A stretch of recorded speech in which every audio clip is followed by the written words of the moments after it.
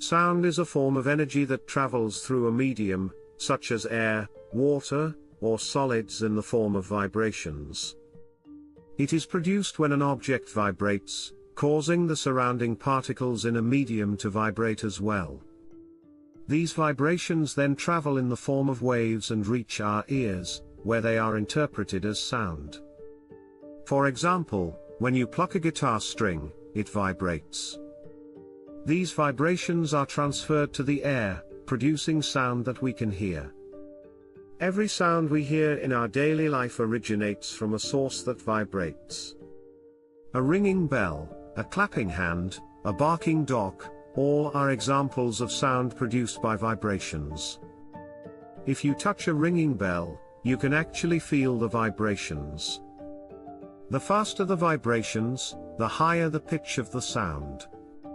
Conversely, slower vibrations produce lower-pitched sounds. Sound requires a medium to travel. This is why sound cannot travel through a vacuum. In space, astronauts cannot hear each other unless they use devices like radios, because there is no air or medium to carry the sound waves. A classic classroom example is placing a ringing mobile phone under a bell jar and removing the air with a vacuum pump. The phone will continue to ring, but the sound fades away as the air is removed, showing that sound needs a medium. Sound travels at different speeds depending on the medium. It travels fastest in solids, slower in liquids, and slowest in gases. For instance, if you place your ear on a railway track, you can hear a train coming much earlier than hearing it through the air. That's because the metal in the rail conducts sound better and faster than air. One of the key properties of sound is pitch, which depends on the frequency of the vibrations. High-frequency vibrations produce high-pitched sounds, like a whistle. Low-frequency vibrations produce low-pitched sounds, like a drum beat. Another important property is loudness, which depends on the amplitude of the sound waves. A louder sound has more energy and bigger vibrations, while a softer sound has less energy. Sound can be reflected just like light. This reflection of sound is what causes echoes. When you shout in a large empty hall or near a mountain, you might hear your own voice coming back after a short delay. This is because the sound waves have bounced off a surface and returned to you. In buildings like auditoriums and cinemas, soundproofing and soft materials are used to reduce unwanted echoes and improve sound clarity. Sound can also be absorbed by materials. Soft materials like curtains, carpets, or foam absorb sound waves and reduce echoes. This principle is used in recording studios and theaters to ensure that sound quality is clear and not muddled by reflections.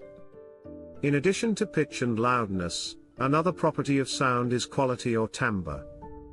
This allows us to distinguish between different sources of sound even if they are playing the same note.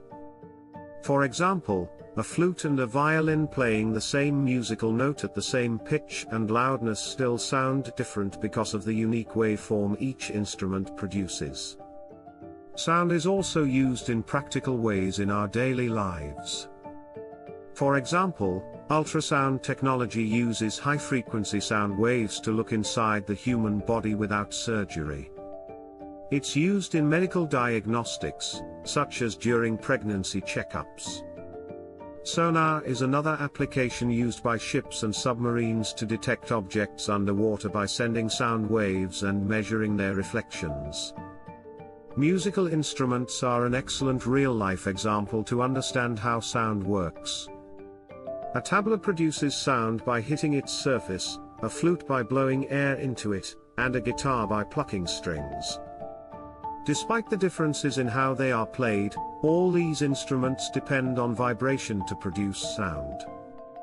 Even in nature, animals use sound for communication. Bats use echolocation to navigate and find food in the dark by emitting high-frequency sounds and listening for the echoes. Dolphins also use sound to communicate and navigate underwater. Birds sing to mark territory or attract mates, and dogs bark to express emotions like excitement or fear.